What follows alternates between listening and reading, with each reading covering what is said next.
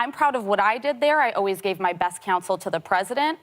Sometimes that meant being sort of the skunk at the garden party and being the person saying, can we not do that? Maybe don't do that. Maybe wear a mask. But that's the job. That's the job we sign up for. And I went in knowing any day I could be fired, I could be let go at will, but my duty was to serve the American public and to serve the country, and I did my best to do that.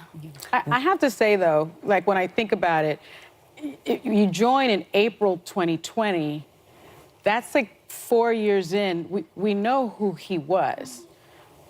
How do you do that? So I did.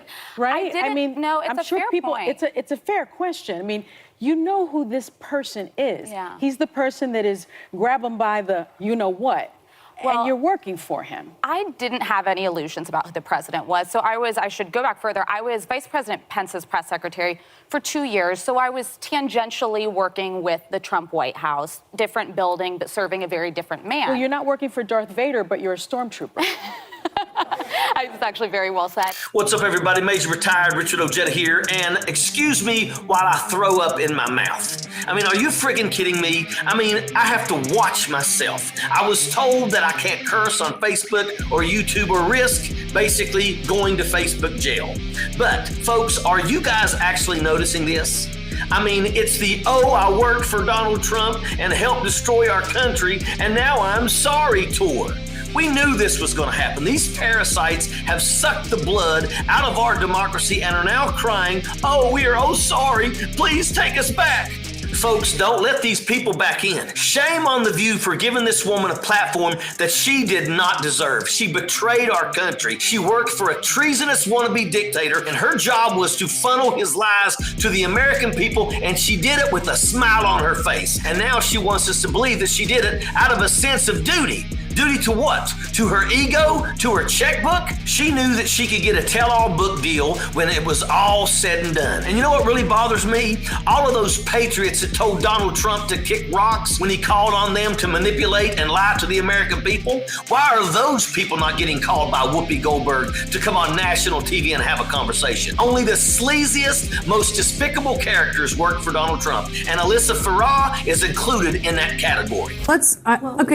Did you know about the positive test? Absolutely you didn't not. Know. Oh, goodness, no. I'm telling you, I would either go to the president, tell him this is the wrong mistake, or go to the press and say he's positive. That's insane to me that it wasn't revealed. But the notion to your point, I want to play the sound from that you're talking about. Let's listen to this.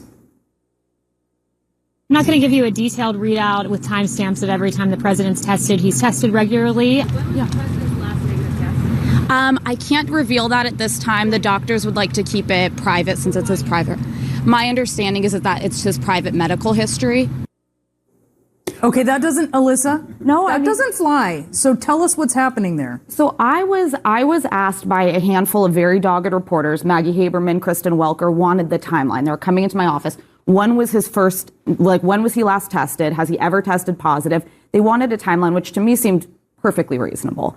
I went to the chief of staff and to his doctor and said, we're getting bombarded by requests from reporters. Can we give them the timeline? And I was told it's his private medical information. We're not revealing that. And I mean, that's my chain of command. I didn't have any other way to get that information. In retrospect, it totally makes sense why I was told that, because we were hiding a false positive. We'll wind the clock maybe back to the 70s or the 80s, because Donald Trump, he's been in the spotlight for quite some time, as we all know. But you will wind the clock back to those times, and perhaps you have an excuse as to why you're working with Donald. Like, yeah, this guy may be a jackass, but there's a lot of jackasses out here. I'm just in business like everybody else, trying to make a dollar, trying to put food on the table, and it's just part of doing business. You deal with jackasses sometimes. But now you fast forward to 2016, and especially by the time she came into the administration, you know what I'm saying? Like, people know what's up with Trump. People know what's up with everyone who's connected to him. People know he's a lifelong white-collar criminal. People know he's a clown. People know he's a joke. People know that